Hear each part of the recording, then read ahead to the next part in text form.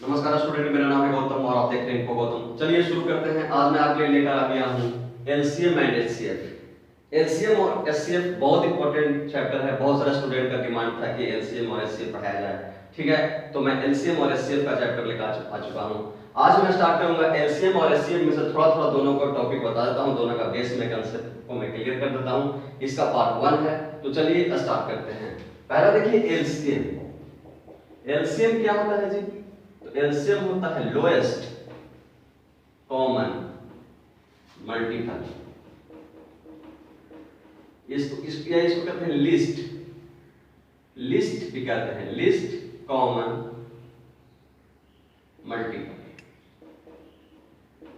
ठीक है, list common multiple या लोएस्ट कॉमन मल्टीपल दोनों तो सेम है। और एचसीएफ को कहते हैं highest common factor. Highest common factor. ये दोनों में अंतर क्या है?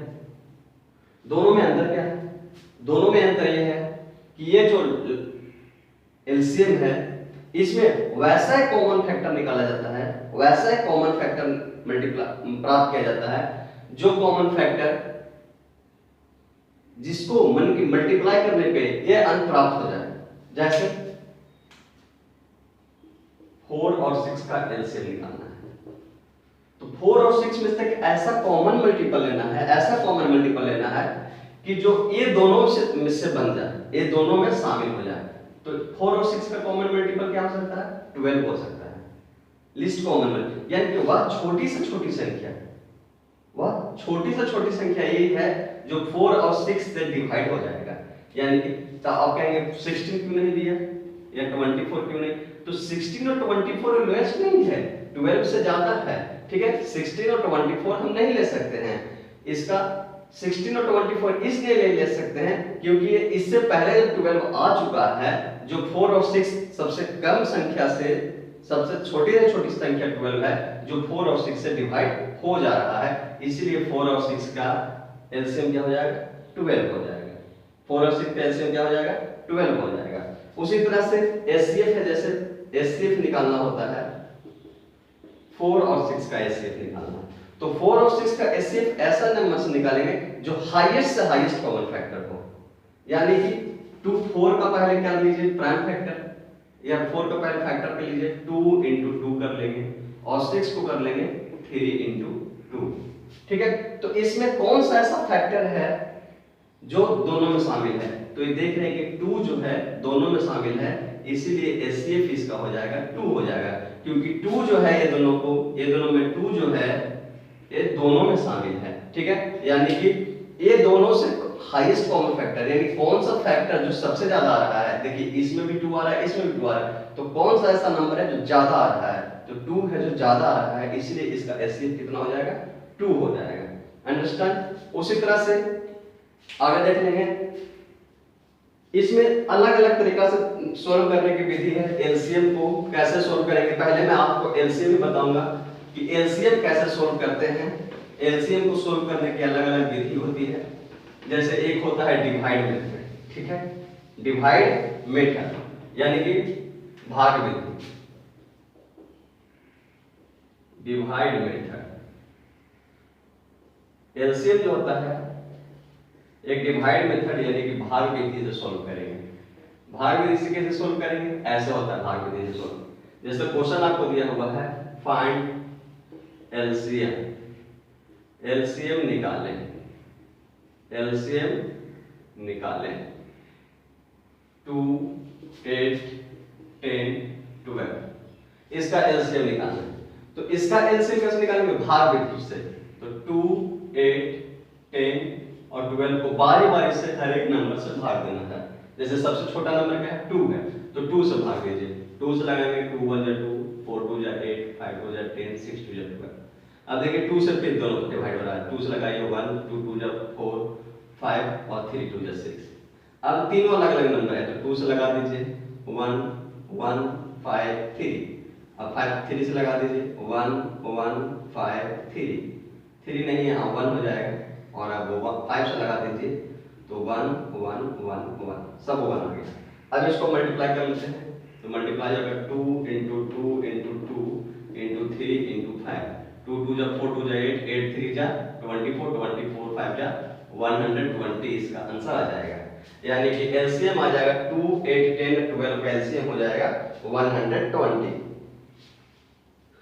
ठीक है, यानी कि 120 जो है ये सभी नंबर से डिवाइड हो जाएंगे, यानी कि इस सब नंबर के अंदर 120 आ जाएंगे।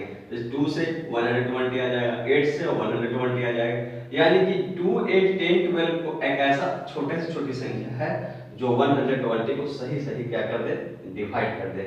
ठीक है, तो ये होता है भाग विधि से एलसीएम।